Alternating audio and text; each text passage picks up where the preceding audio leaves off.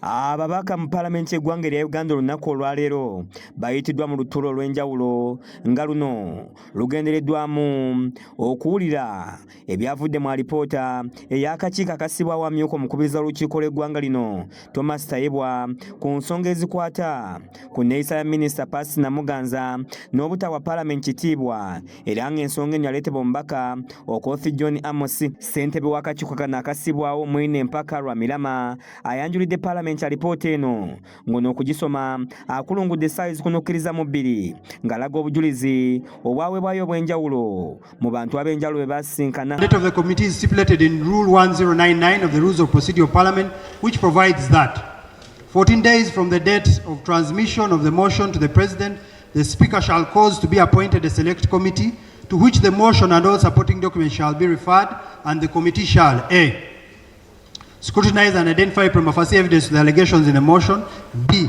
Lead the House under the provision of sub-rule. Yadde biri bityo akakiiko kawakanya ensonga za munnamateeka Pande olw'ensonga nti Minisita Namuganza yaweebwa obudde obumala okuwaayo okwewozaako kwe era n'omutendera omukubiriza w'olukiiko lw'eggwanga olukulu Thomas Tayebwa gwe yatuukako okuwandiikira Pulezidenti kyali kiraga nti Minisita Namuganza yategeezebwa era ng'ateekeddwa okwewozaako. Mu alipoota y'emu ab'akakiiko era balaze obutali mativu ku nneeyisa ya munnamateeka Pande yali asindikiddwa Minisita Pacis Namuganza okumukiikira mu kakiiko kano akaali kamunoonyerezaako. Ng'asoma alipoota eno, ssentebe w'akakiiko kano omubaka Mwine Mpaka Lwamirama era alaze obujulizi obwaleetebwa ababaka okuli omuwaabi omukulu kw'ossa n'abaali bamuwagira nga ku buno kuliko obutambi okuva ku mikutu egy'empuliziganya etali gimu kw'ossa n'empapula ez'amawulire ne TV okuli NBS, NTV, BBS kw'ossa n'olupapula lwa Daily Monitor. Oluvannyuma lw'okusoma alipoota ababaka batandise okubaganya ebirowoozo ku alipoota eno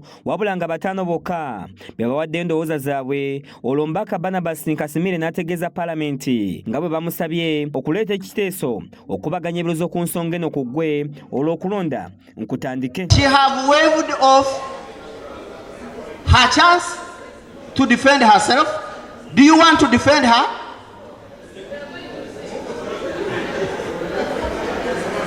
I am being asked, Right Honorable Speaker, that I close the debate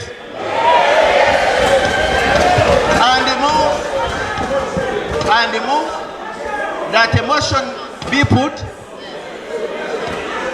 that a question be put to approve the committee report, and we proceed to vote at the personal procedure and declare that this House has code of conduct.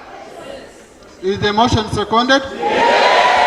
Oluvannyuma lwa bino byonna ekizzeeko kubadde kuba kalulu ng'obwedda kalani wa Paalamenti asoma amannya g'ababaka bonna okuva kwasooka paka kwasembayo ng'okulonda bwe kugenda mu maaso nga kugenza okuggwa ng'ababaka 356 babaddewo, 3 baganya okulonda, 5 ne bagaana okuwagira ekiteeso, olwo 348 bawagidde ekiteeso eky'okujja mu Minisita Pacis Namuganza obwesige. Honorable Speaker, I vote yes.